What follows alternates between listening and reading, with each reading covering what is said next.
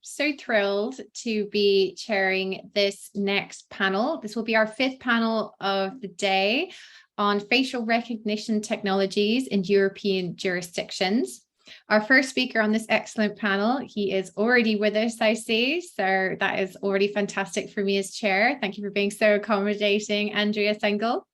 Andreas is a lecturer at Heidelberg University. His research interests include the law's reaction to digitalization, there we go, data protection and privacy, civil procedure and IP law, patent law, and AI. He wrote his doctoral dissertation on international capital market liability at the Max Planck Institute for Comparative and International Private Law in Hamburg. Dr. Engel has also studied law at LMU Munich, New College Oxford, and Yale Law School. He also clerked at the German Constitutional Court. He will present today on facial recognition technologies, power and government in Germany. Andreas, whenever you're ready, thank you so much. Well, thank you for the kind introduction. I'll try and set up my presentation and then I'll be pretty ready. Let's see.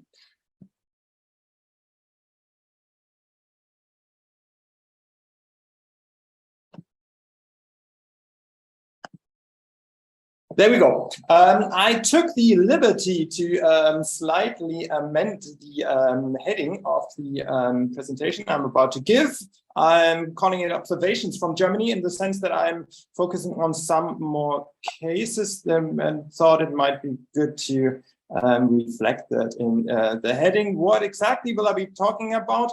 I will first outline the legal framework governing from the German law perspective, as opposed to EU law, governing the use of facial recognition technologies, and then move on to specific cases that we've had in Germany. So, I mean, there's not much litigation. I looked into the most comprehensive database on case law in Germany, which comprises about 1.6 million cases, and looked for the search string facial recognition in German, and it gave me 53 hits. Most of them were not pertinent, but at least we've got one court case which I will be addressing, which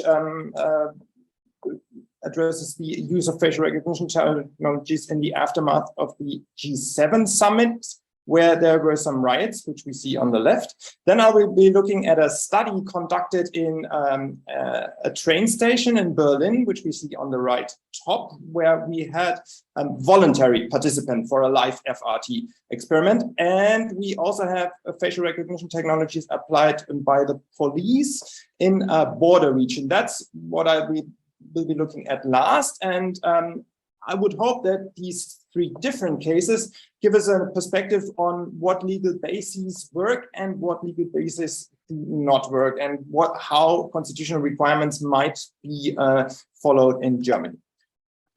With that introduction, still a small outline of my presentation.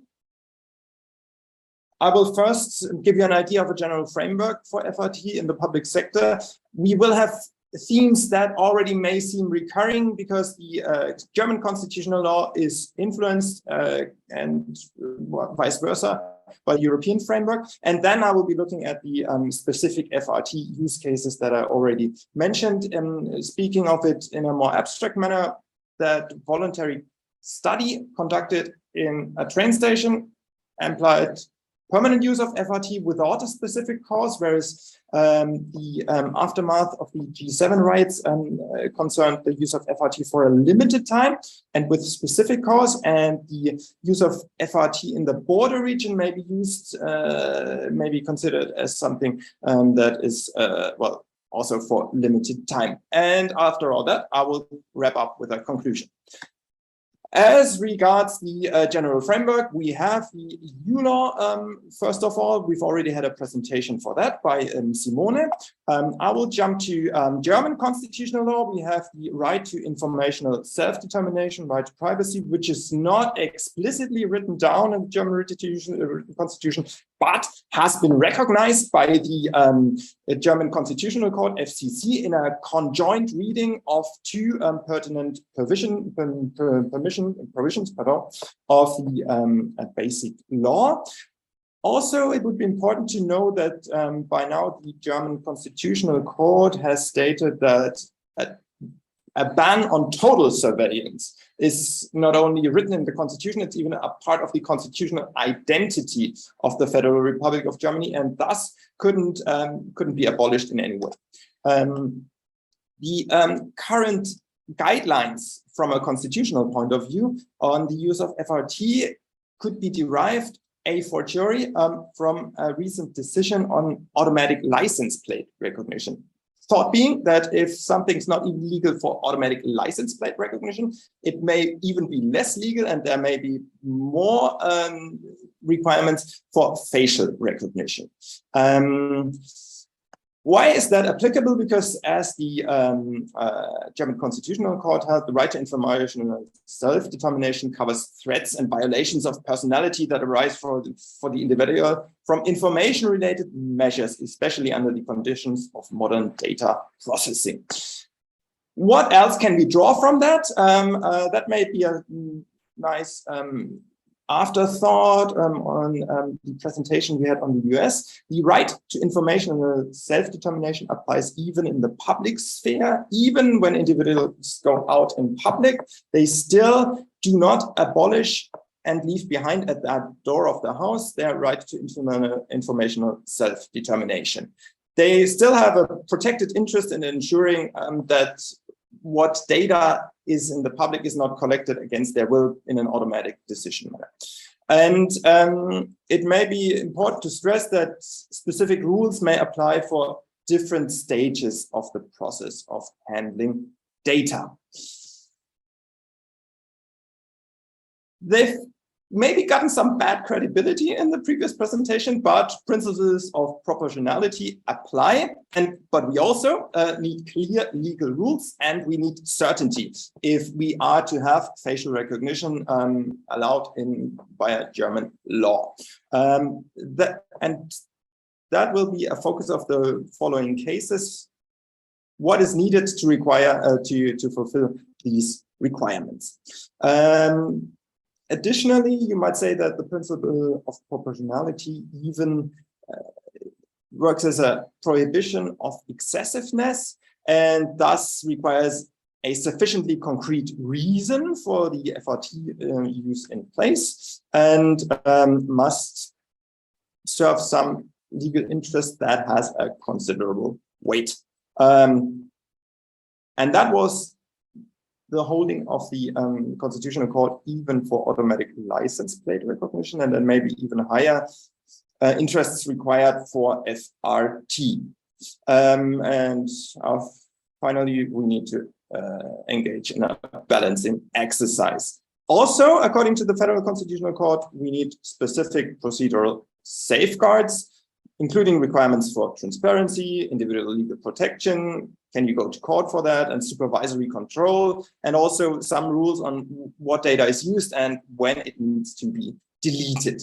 The Law Enforcement Directive, or JHA Directive, has already been mentioned. That also is relevant for the German lawmaker in the multi-level European German legal order, in the sense that the directions of that directive have to be complied with by the German lawmaker too, and they lead in a similar direction. All that being said, let's go to specific cases. The case of the train station Berlin Südkreuz. A study was conducted in late 2017 and early 2018 with voluntary test subjects on the use of facial recognition technology. They built up a database specifically for that study, comprising pictures individually taken of the voluntary test subjects. And these pictures then were used for a live test on FRT technologies.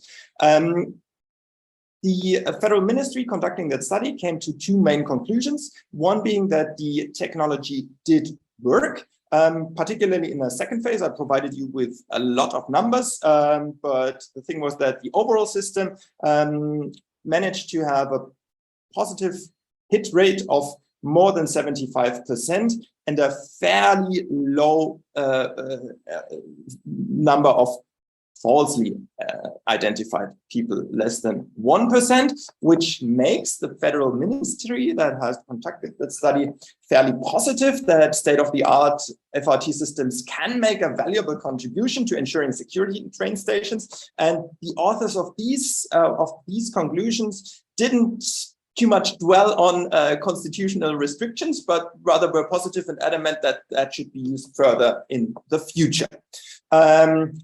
However, that study was conducted with people who consented beforehand without such content. Future permanent employment of FRT without a specific cause, just running in a train station, would need a legal basis. And there's some literature on whether the existing provision in the law on federal police is competent for handling train stations, would already suffice. There's a provision that says, Section 727, federal police may use automatic image capture and image recording devices to detect dangers to the objects referred to in Section 23, which would also include train stations, or to persons or property located there. Importantly, that would not run counter to the ban on total surveillance, as the surveillance is limited to a very specific venue if it's only one train station and one specific camera maybe. But the main issue would be that this provision that we have would be too broad. A more specific provision would be required for FRT, and that would be one example where we would say that's, or at least where there are important voices in German literature that would say legal clarity requires that rules be more specific for such an intensive level of state control. There's some debate as to whether state provisions might work as a basis, but more or less the identical problem arises. If only video recordings are allowed generally, that would still not cover FRT. Therefore, let's then move on to more specific cases.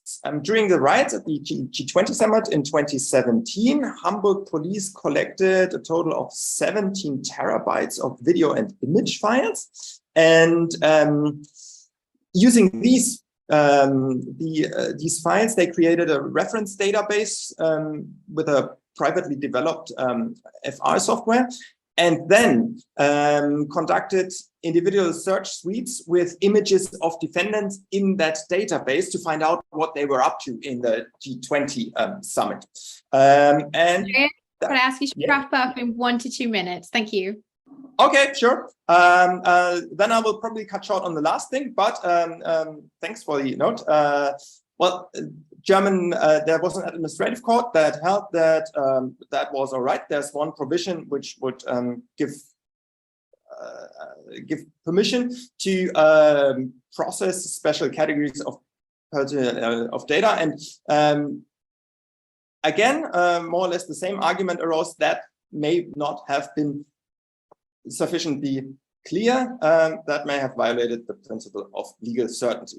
And I will only go through very briefly to through a set of more provisions. There's one more specific provision, which then, however, I will only leave you with this impression, is much longer and for a much more limited scope, and that may be viable indeed for a very limited scope of FRT use in Germany. Thanks so much, and thanks for your patience. Thank you so much, Andreas. And it's really appreciated how well you were able to wrap up so neatly when I had to stage that intervention just a moment ago. Thank you for such a fascinating and impressively comprehensive overview of all of these developments in FRT in Germany. I think it's going to be fascinating to see if, as you mentioned, there'll be an analogy drawn between that ANPR judgment that you mentioned by the FCC and the future pending rulings on facial recognition technologies. So thank you so much for those insights. You heard it first, everyone. Remember where you were.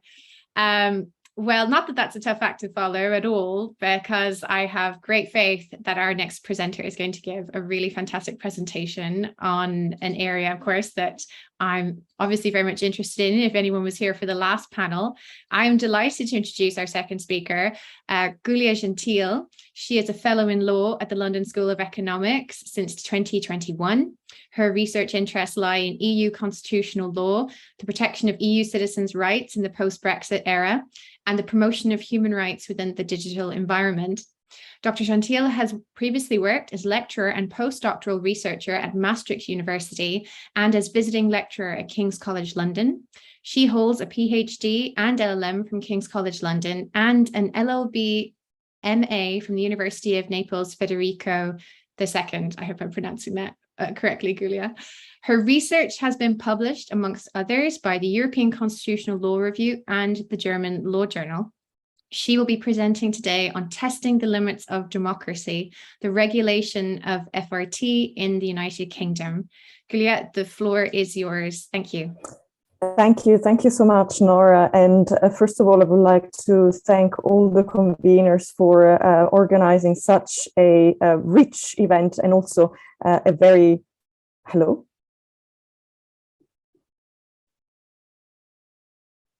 Everything is okay. We can hear you well. Oh, okay. Yeah. My screen froze, so I wasn't sure whether I was heard or not. So I was trying to share my screen and then everything froze. But this is working. Okay, I'm so sorry about that. So I was just thanking the conveners for putting together this amazing event and very interesting volume. So I'm very much looking forward to seeing it published. So let me share the screen, hoping that my computer won't crash. So hopefully you can all see my slides. Okay, great. Thank you so much. So I have to say that Nora did a lot of the job that I promised to do, in the sense that she presented a case coming from the UK. So I won't delve very much into the details of this case, but with this presentation more broadly, I would like to share with you in the next 15 minutes or so, at least I would say the essential traits of how FRT is regulated in the United Kingdom. And I will try to show, hopefully through this presentation, also how this technology and the law used to govern this technology is in a way testing really the limits of democracy in the UK. What do I mean by that? That, well, it's clear that this technology is allowing, in particular courts, to reframe the relationship between individuals and collective interests. So in a way, this also reflects on how democracy in a way is perceived and also operationalized in the UK. So without further ado, let's jump in. So this presentation will briefly talk about, first of all, the use of FRT in the UK. So I will provide you with a historical excursus of how this technology has been employed in the UK. Then I will move on to the framework to outline what are the provisions governing this technology in the UK. And then I will discuss with you some unsolved and emerging issues when it comes to FRT in the UK, perhaps raising more questions than providing answers, but this will be, I think, very fruitful perhaps for the discussion, for the Q&A of this panel.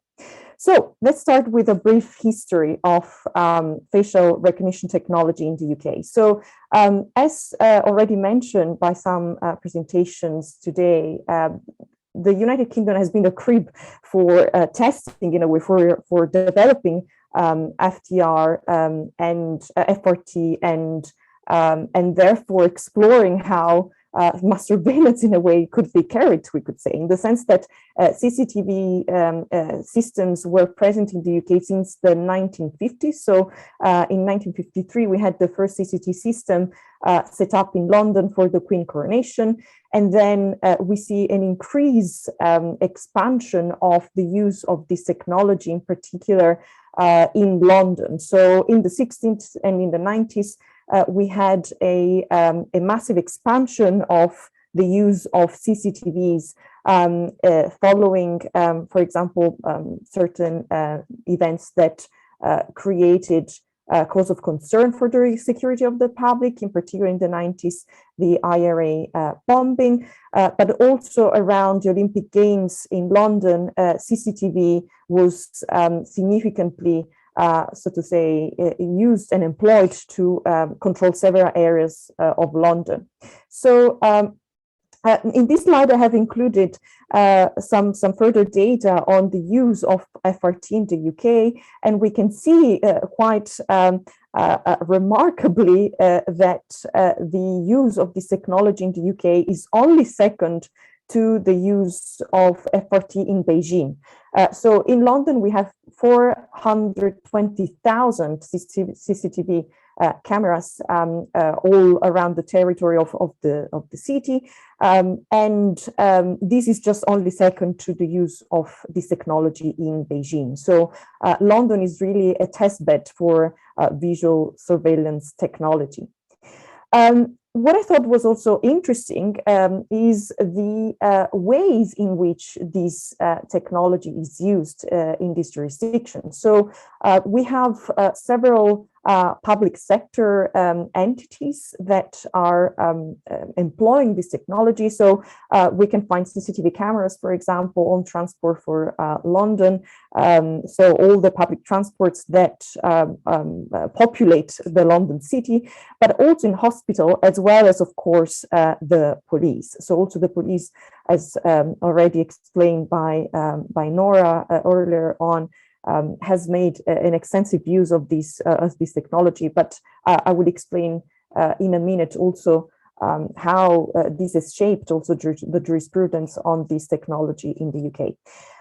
But remarkably, also the private sector in the UK is very strong in the use of CCTVs. We have supermarkets, Tesco, Budgens, Sainsbury's, and so on, using CCTV cameras, and also startups such as Yacht and FaceWatch, where we see that the facial recognition technology is becoming very crucial for their own businesses. So we will see how this will play out in the UK. What is peculiar and not unique to the UK, of course, is that increasingly we see the emergence of public-private partnerships for the development of facial recognition technology. So talking about the use of facial recognition technology in the police sector, for example, the South Wales Police, but also the Metropolitan Police are using Japanese technology developed by the company NEC, which is providing cameras used for facial recognition purposes. So we see that in reality, when we talk about the use of this technology by the public, by the police, well, we need to be careful, because in most of the cases, the use of this technology will occur in a partnership with private entities. And this blurs the line in the way between the use of this technology for public and private purposes, one can say. But we will come back to this later. And I think that another aspect which is quite remarkable when it comes to the legal landscape in the UK with reference to FRT is that as a result of the extensive use of this technology, several NGOs were established. So we can talk about Liberty, Big Brothers Watch, and Privacy International, and all these NGOs are, of course, very active and have contributed to also some legal issues and to the resolution of litigation, and actually the initiation of litigation on these issues.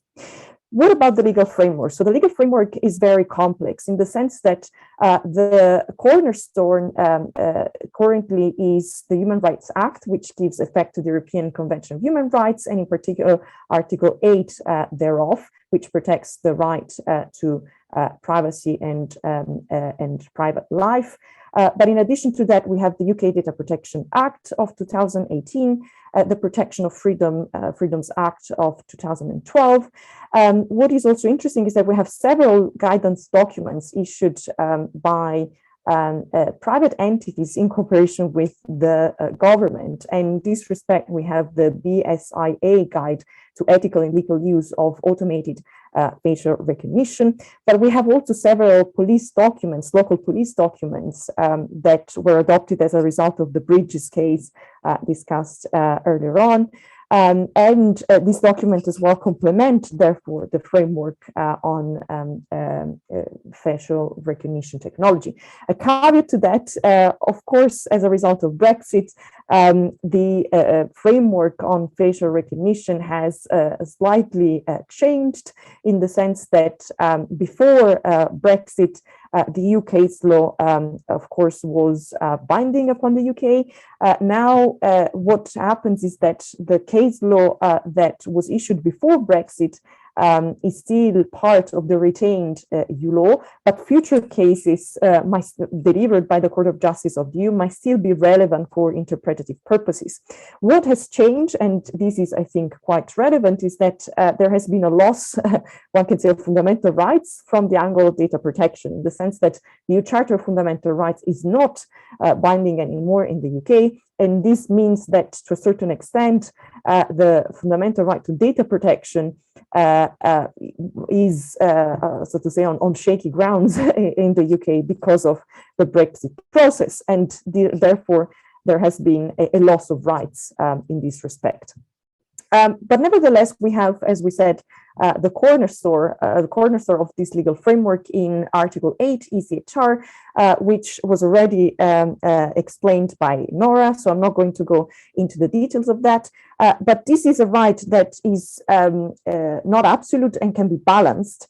And what is peculiar about the protection of this right is that there shouldn't be any interference by public authority with the exercise of these rights unless we have a legal provision, we have law establishing to what extent the interference can be carried, and such interference must be necessary in a democratic society in the light of several grounds, including, for example, national security or public safety.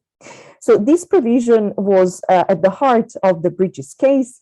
I'm not going to go into the background of this case, but suffices to recall very briefly that the claimant at first instance argued that the use of automated facial recognition locate utilized by the South Wales Police in 2017 and 2018 in two circumstances was unlawful, in that interfered with his rights under Article 8 of this HR and the Data Protection Act of 2018. So again, as Nora mentioned, at first instance, the case ruled, the court ruled against the applicant, but on appeal, we had a different result, whereby the Court of Appeal found a lack of a sufficient legal framework. So we said that the interferences with Article 8 can be grounded in law, and the court found that the law was lacking to a certain extent. But what also is interesting is that there was also a series of comments on the disproportionate margin of discretion enjoyed by the police. What is peculiar, and this was already briefly touched upon by Nora, the interference with the right to privacy was considered to be proportionate. So what is quite interesting in this respect is that the court mentioned that, the scrutiny that judges should carry when it comes to this right focuses on the specific case, on the individual case brought before it. And there shouldn't be any consideration about the potential repercussions of a violation of this right, or even interference of privacy when it comes to the collective interest to obtain protection from facial recognition technology. And in addition to that, the court also found that the police should put in place appropriate policy documents, undertake adequate data protection and equality impact assessment, and also issue detailed policy documents. And this is, in fact, what has happened as a result of this case, as I've illustrated when talking about the legal framework of the UK and the different policy documents that were adopted. So a very brief comment on this. I think that this case is quite remarkable in the sense that it provided, I think, a lot of insights into how courts reconcile individual versus collective interests when it comes to privacy, and as a result of technology such as facial recognition. And in my view, agreeing on this, absolutely agreeing on this with Nora, I think that the last two limbs of the proportionality test weren't considered sufficiently in detail by the Court of Appeals. So these two prongs of proportionality are the less intrusive measure and the striking of a fair balance. And I think that the Court of Appeal was very superficial, in my view, in considering these two aspects of proportionality. Moving now towards the conclusion. Yes. Thank you very much. Yes. Moving to the conclusion. So, what are the issues emerging in the light of the legal framework that we have discussed so far? So, in my view, it is highly unlikely that there would ever be a ban of facial recognition technology in the UK on fundamental grounds because of the security, so to say, predominance, the security culture predominance in the UK, whereby the collective interest, in a way, should prevail over individual rights interferences, in particular in the field of facial recognition technology and law enforcement by public authorities. Emerging and unsolved issues. Well, I think that this is rather an unsolved issue. Clearly, there is a fragmented legal framework in the UK. There are too many authorities that cooperate in the field of regulation of facial recognition. And also what I find quite problematic is the presence of several guidance documents that are not law. We have a lack of legal instruments clearly regulating facial recognition. And this, of course, is linked to the potential abuse of this technology, both by public entities, but also private entities. I think that the discussion on facial recognition technology should move further, so to say, the procedure and look rather at ethics in the sense that we should ask ourselves, and legislators should ask themselves, who should be entitled to use this technology: private parties, public parties, and in particular, when it comes to public entities, law enforcement should not become a justification for the lawfulness of interferences with the right to privacy.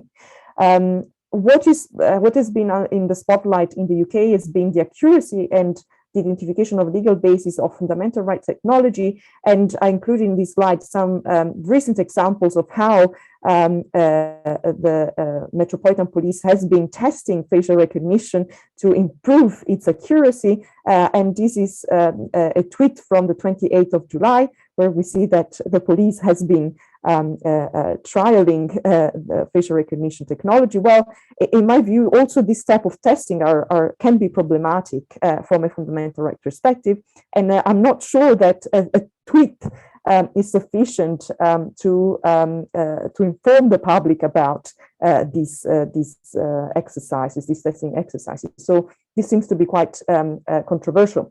Very briefly on this before we conclude, it seems to me that another question that we need to ask ourselves is whether proportionality constitutes an effective instrument for balancing the right to privacy with the achievement of general interest. And in my view, proportionality doesn't capture really the polycentricity of the different interests and rights that are involved and then come to the fore when we look at this type of technology, where we see that there is not just a public-private divide, but we can also identify some semi-public and private entities operating in this context.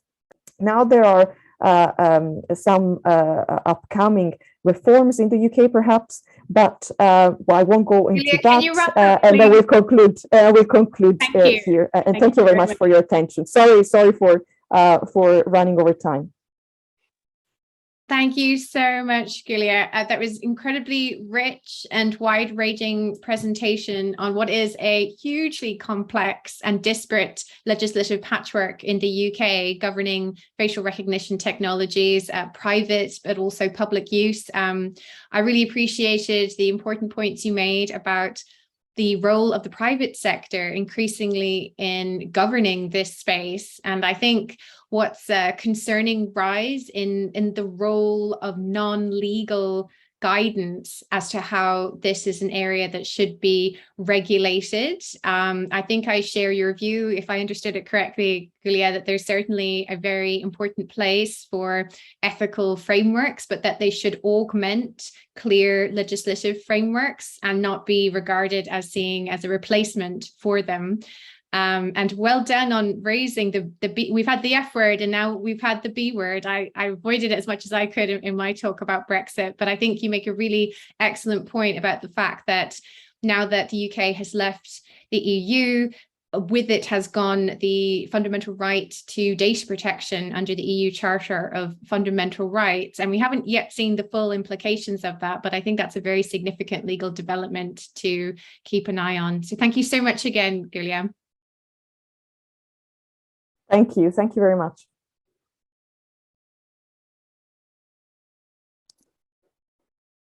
So for our next speaker, I'm actually getting the assistance of one of our fabulous conference organizers because I'm tripping over myself in terms of how to pronounce our fantastic next speaker's name. So I'm going to let Monica begin and then I will take up the rest of my responsibilities as chair. Thank you so much, Monica. Right. Welcome, Nora. So Egle Kavoluna Tiragauskene, and you can just say Egle, and I'm sure that will work. Egle is, I think, kind of easy, yeah? Well, she's terribly accommodating. So thank you so much. Okay, help me out again. Is it Adia? Egle. Agle. Yeah, perfect. Oh my goodness. Thank you for that. And it means evergreen. So evergreen, yeah, Agle. Yeah, it is I'm going to try not to get too distracted by that. But Agle is a researcher at the Lithuanian Center for Social Sciences. Since 2002, she has authored over 30 research papers and has worked on a wide range of issues in legal regulation, public administration, and policy making. This has included work on projects on public accountability mechanisms for the World Bank in 2010, several projects with the European University Institute. That's included the EU member states' consultations with civil society on European policy matters. She also has lecturing experience and has provided training to law enforcement officials under the Rising of the Anti-Corruption System Project, Warsaw, Poland, between 2013 and 2014. She is last but not at all least our final speaker on the panel today, and we are very much looking forward to her presentation. Whenever you are ready, thank you. Thank you, Nora. Just will try to share my slides.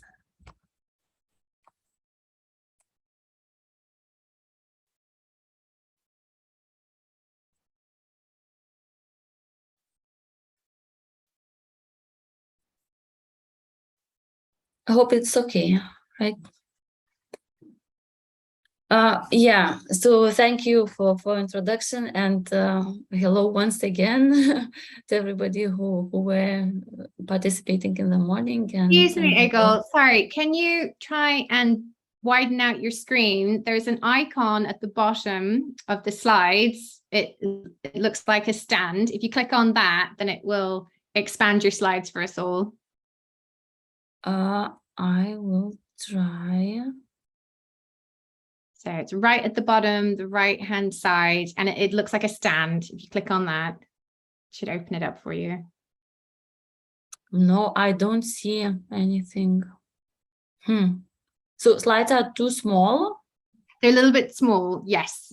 But I don't see any option. You see where it says 28% in the right-hand, in the corner at the bottom? There's a symbol very close to that that looks like a stand.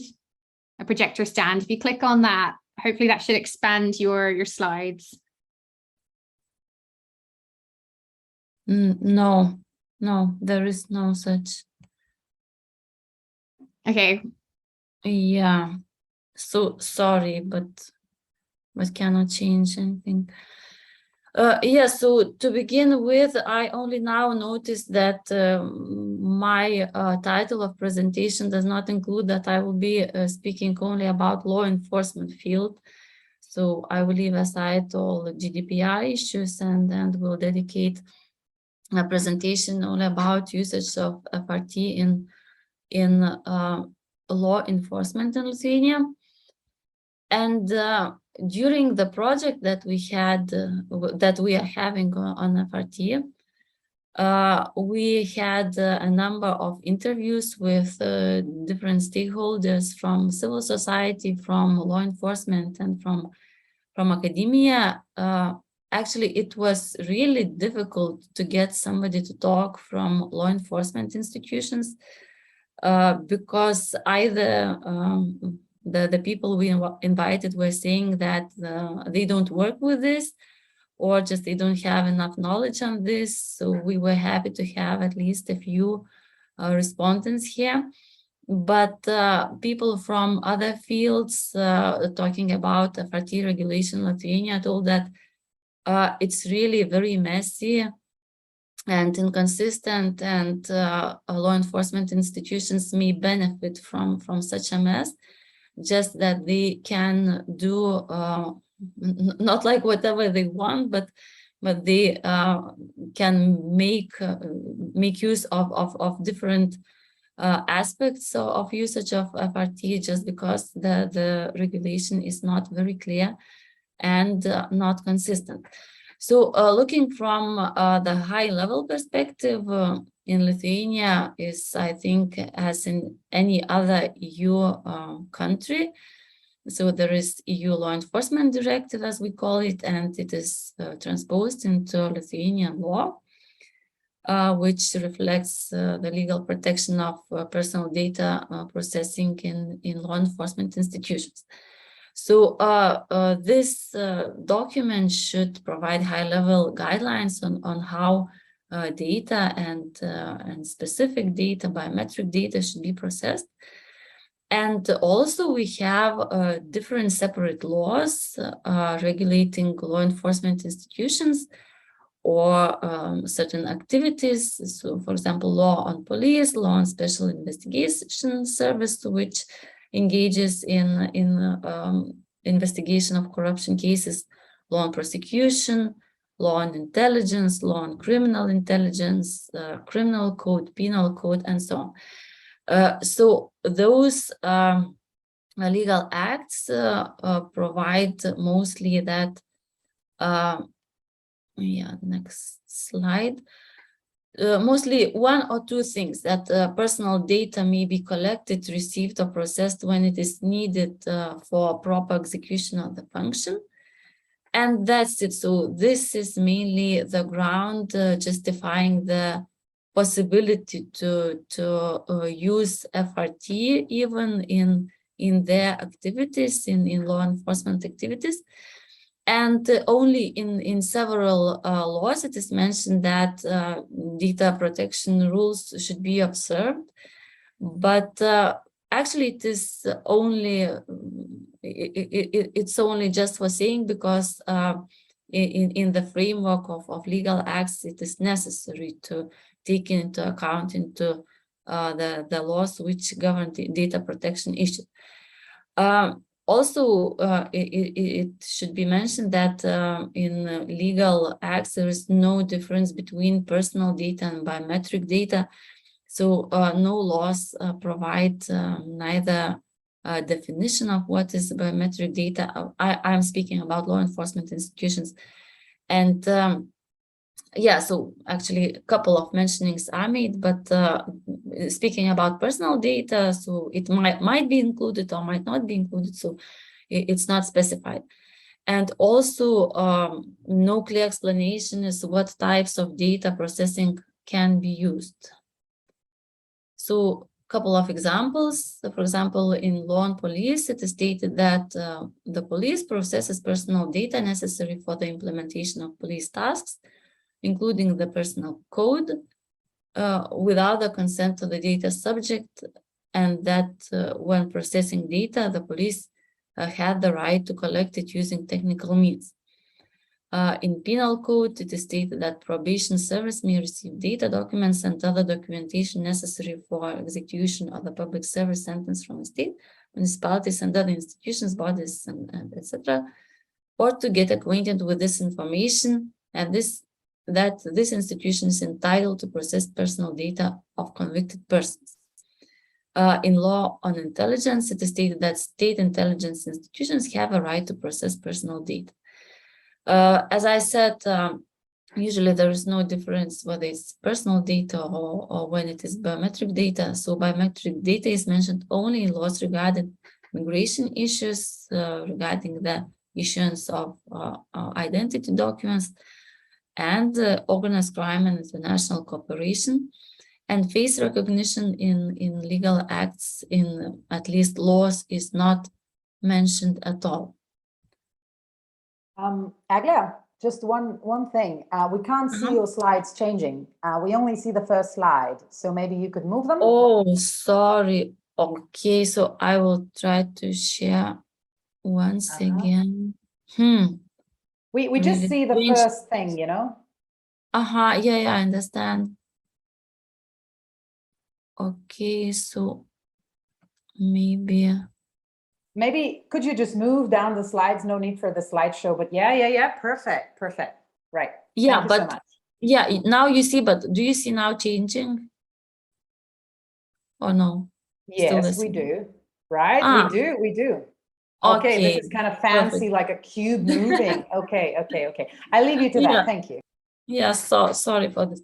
Okay, so let's take a very narrow example about regulation of video surveillance in public places in Lithuania. So the main law, which is providing the guidelines, the basis for this, as mentioned in other legislation, is law on local self-government, which provides that municipal institutions may adopt mandatory requirements in their field of governance.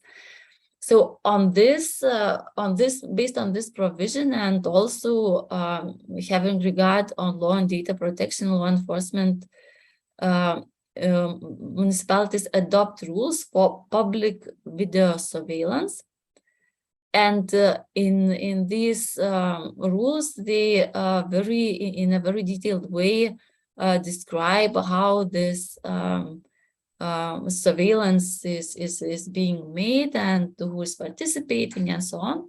And the aim is that to ensure public order and safety, to prevent and investigate crimes. So it is very shortly described that this is the aim. And also it is mentioned that collected data upon request may be transferred to any law enforcement institution. What I wanted to highlight that some things are described in very specific way, but with regards to usage and processing of the collected data, rules are rather vague and might be interpreted in different ways. So it happens that data can be transferred to law enforcement institutions, but in what way and for what use, it is not mentioned here at all. Now speaking about reflections in the society of video surveillance in Lithuania, I'm not sure whether it's a surprise or not, but the general view is that public surveillance should be increased even more. Because it provides safety, public order, and so on. Maybe it's a bit because municipalities especially publish in media different texts where they are bragging about the increase of safety in streets and installation of new video cameras.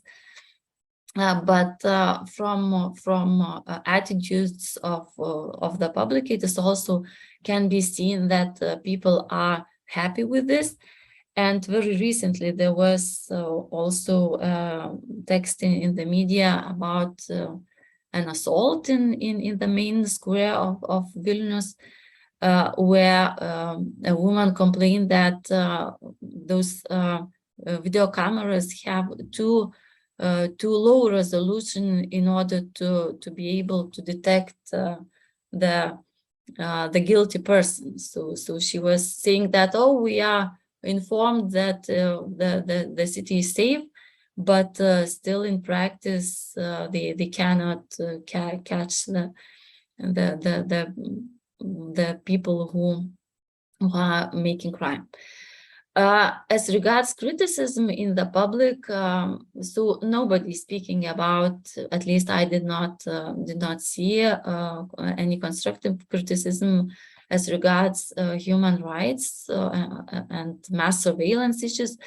But what was raised, it was illegal processing. There was also a very, how to say, well-known case where video surveillance materials from police car was published, where a woman was drunk and undressed herself. So of course such cases cannot be tolerated, but it's only a very, very radical case where personal data was processed illegally. And also there was quite a big issue about cameras which are being used in the public. So they were bought in China, and there were concerns raised about safety about national security issues.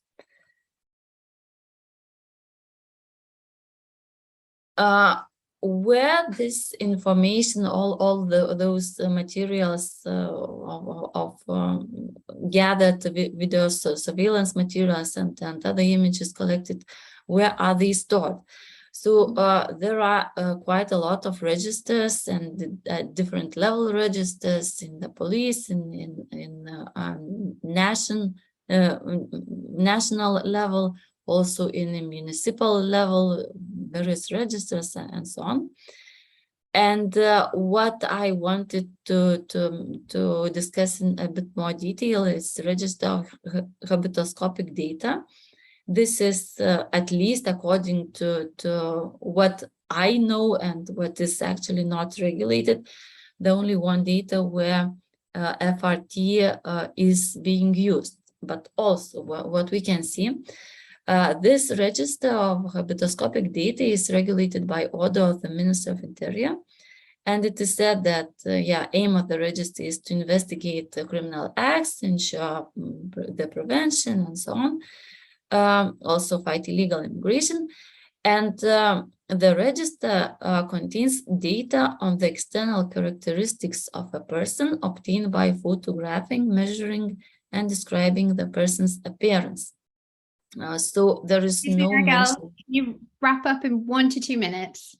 Okay, quite a lot left, but I'll try.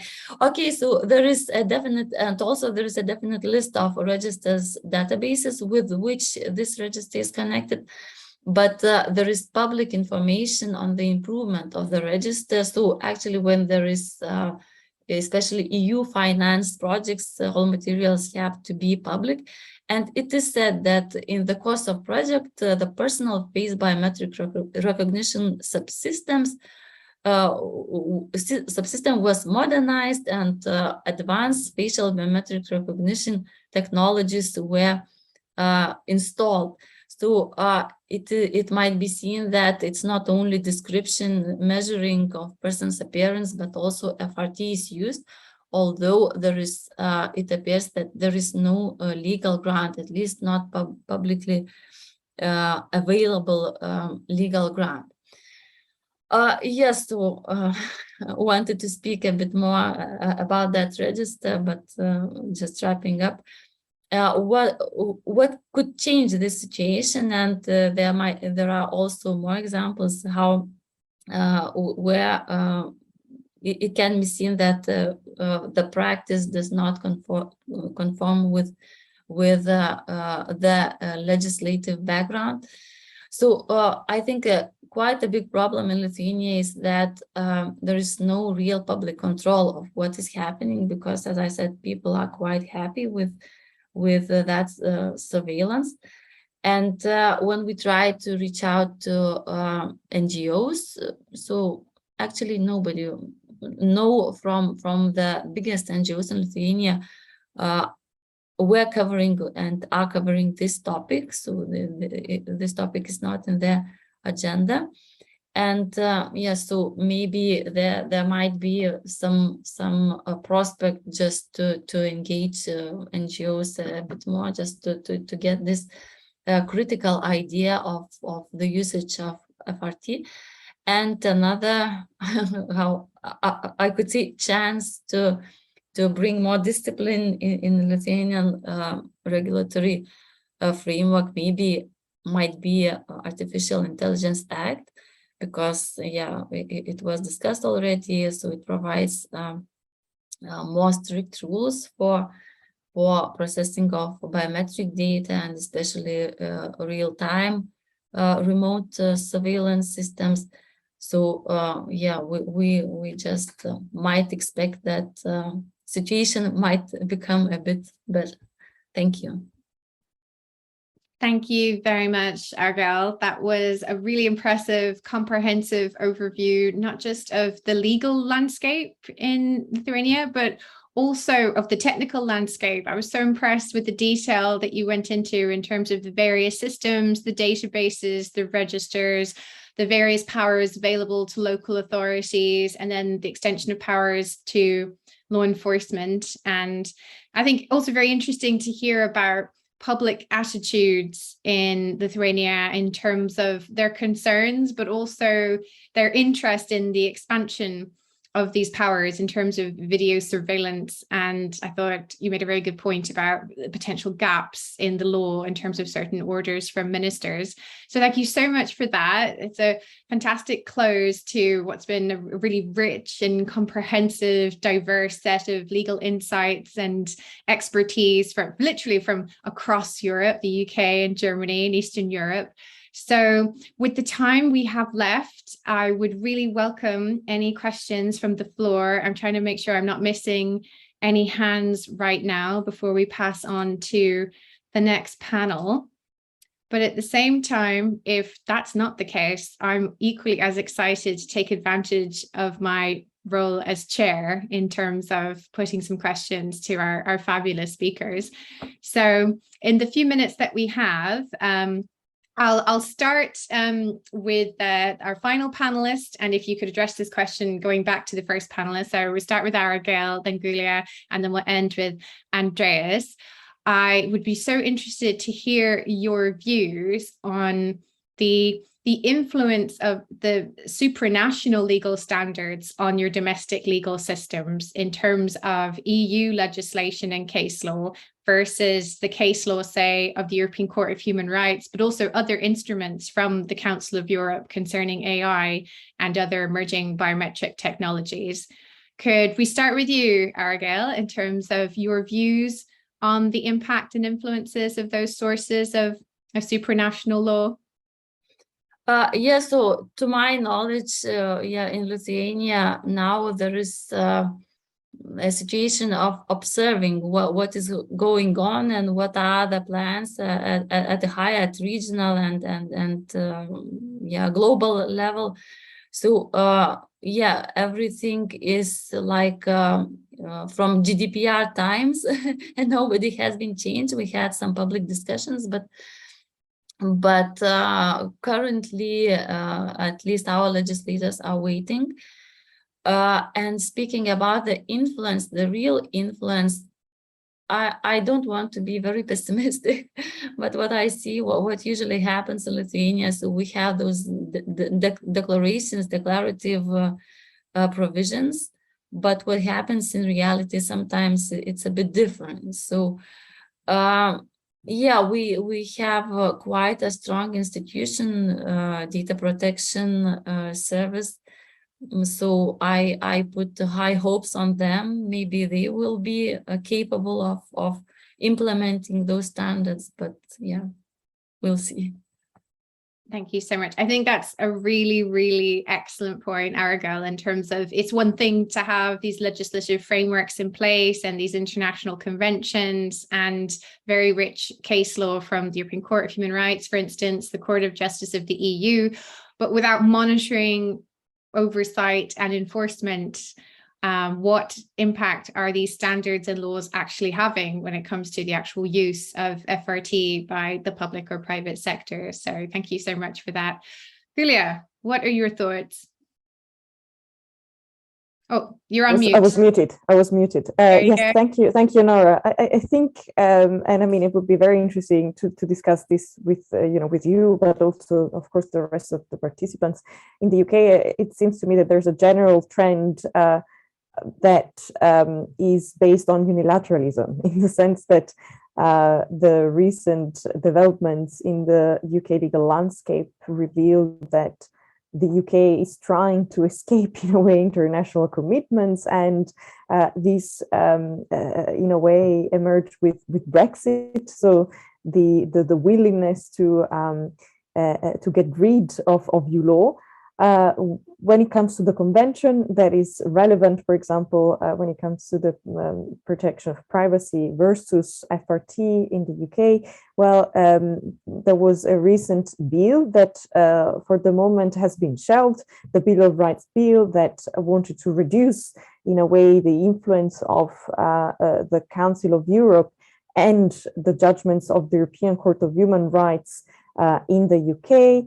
So it seems to me that that again, the politics of a jurisdiction can also reflect on how much international law is taken seriously, and well, from a pure fundamental rights perspective, this is worrisome. Seeing that this is a trend where fundamental rights are protected at an international level, so to say, and were not necessarily enshrined previously in the domestic legal system. So this is the perspective from the UK, I would say.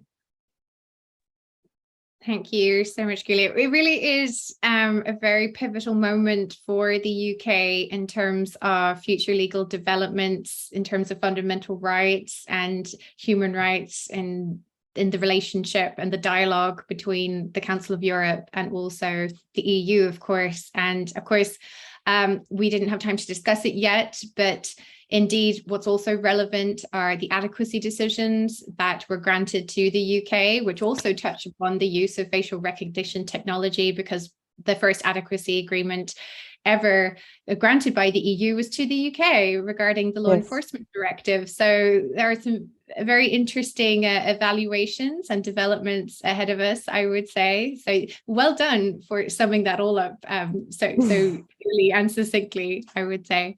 And finally, last but not at all least, Andreas, we would love to hear your thoughts on this before we pass over to the next panel for the end of the day. Yeah, I'd like to go out on a, thank you. I'd like to go out on a limb here a little bit. So I have a general feeling that public sentiment towards FRT is pretty skeptical in Germany, and I'm wondering, at least with the AI Act, if there are more specific rules and that's somehow set on some track, if that maybe then at least gives a more precise idea of what we're talking about, and maybe thus even has an enabling function in a way.